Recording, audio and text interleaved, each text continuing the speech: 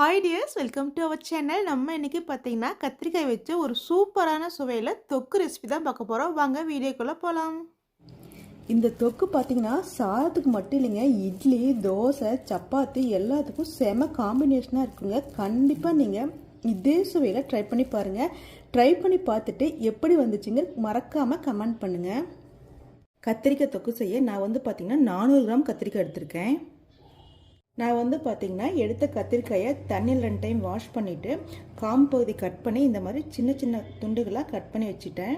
நீங்கள் காயை கட் பண்ணும்பொழுது இந்த மாதிரி கொஞ்சம் மெலிசாக இருக்கிற மாதிரி கட் பண்ணிக்கோங்க. அப்போ தான் பார்த்தீங்கன்னா சீக்கிரமாக வதங்கி வரும். அடுத்து பார்த்தீங்கன்னா அடுப்பில் ஒரு பேன் வச்சு அதில் 2 டேபிள் ஸ்பூன் நல்லெண்ணெய் சேர்த்துருக்கேன். இப்போ பார்த்தீங்கன்னா நம்ம எண்ணெய் காஞ்ச பிறகு நம்ம கட் பண்ணி வச்சுருக்க காயை சேர்த்துக்கலாம்.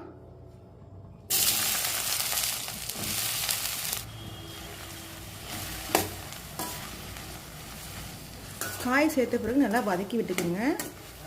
நீங்கள் பார்த்தீங்கன்னா கரண்டில் இப்படி காயை நசுக்கி பார்க்கும்போது நல்லா சாஃப்டாக இருக்கணுங்க. இந்த அளவுக்கு வதங்கிடுச்சுன்னா நம்ம அடுப்பு ஆஃப் பண்ணிவிட்டு காயை வெளியே எடுத்துடலாம்.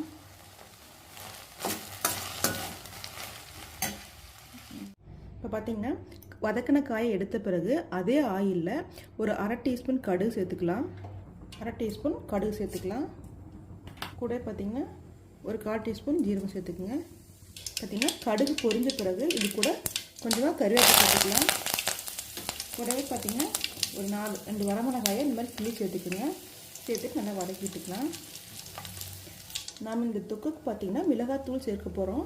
மிளகாய் எதுக்கு சேர்த்துட்டோன்னா தொக்கு நல்லா மணமாக இருக்குங்க. அதுக்காக 2 மிளகாய் சேர்த்துக்கிட்டோம். மிளகாய் நல்லா வதங்கின பிறகுங்க நம்ம இது கூட ஒரு 6-7 பல் பூண்டை சேர்த்துக்கலாம்.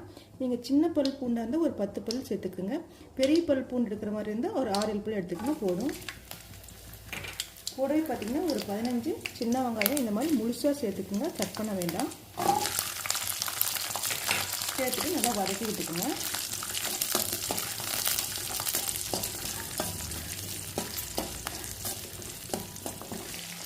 அடுத்து பார்த்திங்கன்னா இதில் பொடியாக நறுக்கினா பெரிய வெங்காயம் ஒன்று சேர்த்துக்கலாங்க. சேர்த்துட்டு நல்லா வதக்கி விட்டுக்குங்க. பாருங்கள், இந்த தொக்கு செய்ய சின்ன வெங்காயம் பெரிய வெங்காயம் 2மே சேர்த்துருக்கோம். பெரிய வெங்காயம் ஏன் சேர்த்துக்கிட்டோன்னு பார்த்தீங்கன்னா பெரிய வெங்காயத்தில் ஒரு இனிப்பு சுவை இருக்குங்க. இந்த இனிப்பு சுவை தொக்குக்கு ஒரு கூடுதல் சுவையை கொடுக்குங்க. அதனால் கண்டிப்பாக நீங்கள் சின்ன வெங்காயம் பெரிய வெங்காயம் 2மே சேர்த்துக்குங்க. பாருங்கள், இப்போ வெங்காயம் நல்லா வதங்கின பிறகு இது கூட அரைச்சி வச்சுருக்க தக்காளி சேர்த்துக்கலாம். நான் பார்த்தீங்கன்னா சின்ன தக்காளி எடுத்து 2 அரைச்சி வச்சுருக்கேன். நீங்கள் பெரிய தக்காளி எடுக்கிறதா இருந்தால் 1 தக்காளி எடுத்துக்கோங்க, போதுமானதாக இருக்கும். சேர்த்துட்டு நல்லா வதக்கி விட்டுக்கலாம். தக்காளியோட பச்சை வாசனை போகிற வரைக்கும் நல்லா வதக்கி விட்டுக்கலாங்க. இப்போ இது கூடவே நம்ம மசாலா சேர்த்துக்கலாம். இது கூட இப்போ ஒரு 1.5 டீஸ்பூன் அளவுக்கு மிளகாய்த்தூள் சேர்த்துக்கலாம். கூடவே பார்த்தீங்கன்னா ஒரு 2 டேபிள் ஸ்பூன் அளவுக்கு மல்லித்தூள் சேர்த்துக்கலாம். 1/2 டீஸ்பூன் மஞ்சள் தூள். இது கூடவே ஒரு 1/4 டீஸ்பூன் ஜீரகத்தூள் சேர்த்துக்குங்க. சேர்த்துட்டு நல்லா மிக்ஸ் பண்ணி விட்டுக்குங்க. தக்காளி ப்ளஸ் இந்த மசாலாவுடைய பச்சை வாசனை போகிற வரைக்கும் நல்லா மிக்ஸ் பண்ணி விட்டுக்கலாம்.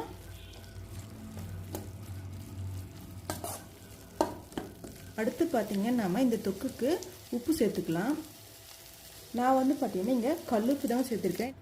நீங்கள் இந்த மாதிரி தொக்கு குழம்பு வகைகள் செய்யும் பொழுது முடிஞ்ச அளவுக்கு கல்லுப்பு இருந்தால் சேர்த்துக்கங்க.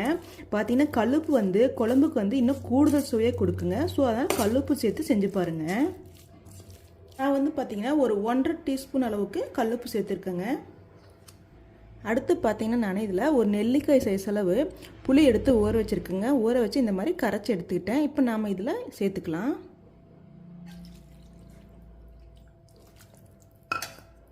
நீங்கள் பார்த்தீங்கன்னா புளிக்கரைசல் சேர்த்த பிறகு தண்ணி அதிகமாக சேர்க்க வேண்டாங்க, கொஞ்சமாக சேர்த்துக்குங்க போதும்.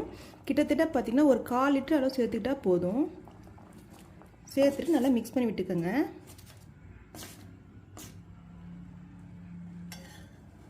அடுத்து பார்த்தீங்கன்னா நம்ம சேர்த்த புளிக்கரைசல் கொதிக்கட்டுங்க. கொதித்து கொஞ்சம் திக்காய் வரட்டும். பார்த்தீங்கன்னா புளியோட பச்சை வாசனை போகணுங்க. ஸோ அதனால் நம்ம ஒரு 2 நிமிஷம் கொதிக்க விடலாங்க. இப்போ பார்த்தீங்கன்னா புளியோட பச்சை வாசனை போன பிறகு நம்ம ஏற்கனவே வதக்கி வச்சுருக்க காயை சேர்த்துக்கலாம்.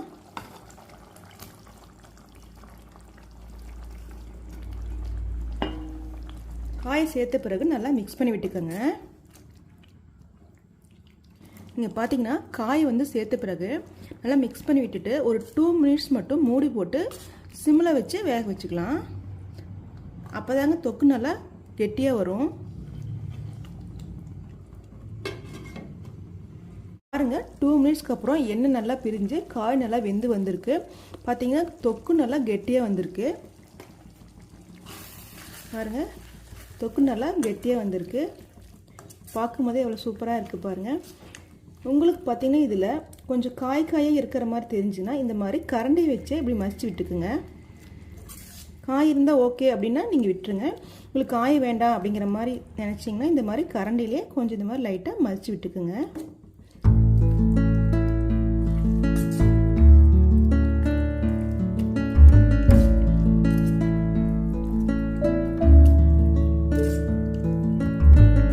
கரண்டி வச்சு இப்படி மசிச்சு விட்டுக்கலாம்.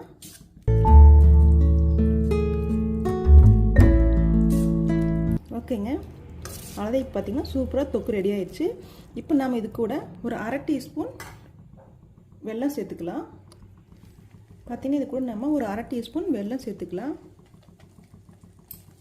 சேர்த்துட்டு நல்லா மிக்ஸ் பண்ணி விட்டுக்கோங்க.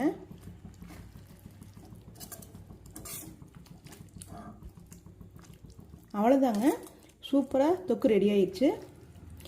நாம் பார்த்திங்கன்னா இதில் ஏன் வந்து ஸ்வீட் சேர்த்துக்கிட்டோம் அப்படின்னு பார்த்தீங்கன்னா, நம்ம புளி சேர்த்து செய்கிற எந்த ஒரு குழம்பா இருந்தாலும் சரிங்க, அல்லது தொக்கா இருந்தாலும் சரி, இந்த மாதிரி ஸ்வீட் வந்து சேர்க்கும் பொழுது குழம்போட சுவை வந்து நமக்கு இன்னும் கூடுதலாக கிடைக்குங்க. கண்டிப்பாக நீங்களும் ட்ரை பண்ணி பாருங்கள். எனக்கு கத்திரிக்காயே வேண்டாம் அப்படின்னு சொல்கிறவங்களுக்கு இந்த மாதிரி தொக்கு செஞ்சு கொடுத்தீங்கன்னா இன்னொரு முறை செஞ்சு கொடுங்கன்னு கேட்டு வாங்கி சாப்பிடுவாங்க. கண்டிப்பாக நீங்களும் இதே அளவுகளோட ட்ரை பண்ணி பாருங்கள். ட்ரை பண்ணி பார்த்துட்டு டேஸ்ட் எப்படி வந்துச்சுன்னு கமெண்ட் பண்ணுங்கள்.